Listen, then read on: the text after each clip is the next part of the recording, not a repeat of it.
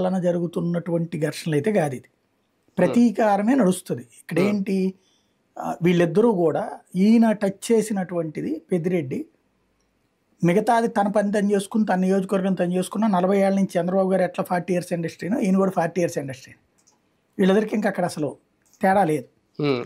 అయితే చంద్రబాబుని ఓడించాలి అన్నటువంటి జగన్మోహన్ రెడ్డి పంతాన్ని నెరవేర్చడం కోసం పూర్తిగా సర్వశక్తులు వడ్డింది పెద్దిరెడ్డి.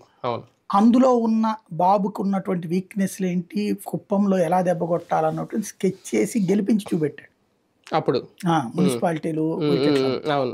ఆ ఇంపాక్ట్ అప్పటి నుంచి కక్షగట్టి ఉన్నది ఇటు తెలుగుదేశం క్లియర్గా. అదే సందర్భంలో ప్రజారాజ్యం ఉన్నప్పుడు అటు చిరంజీవి అభిమానుల మీద దాడులు జరిగినాయి అక్కడ.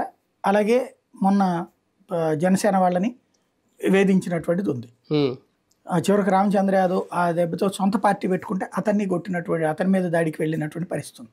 అక్కడ ఏంటంటే పోలీస్ స్టేషన్లోకి వెళ్ళి కూడా కొడతారు. ఆ స్థాయి రాజకీయం నడిచేది.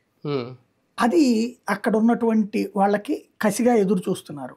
ఇప్పుడు మొట్టమొదటిసారి చంద్రబాబు కూడా ఆ రాజకీయాలకు అదే సమాధానం అని చెప్పడం, దాంతో పూర్తి స్థాయిలో రివర్స్ అటాక్. ఇప్పుడు వాళ్ళని రోడ్డు మీదకి రానియకుండా చూడడం. అంటే ఇన్ని రోజుల పాటు ఎలక్షన్ అయిపోయి 3వ తారీఖు కదా లాస్ట్ మంత్,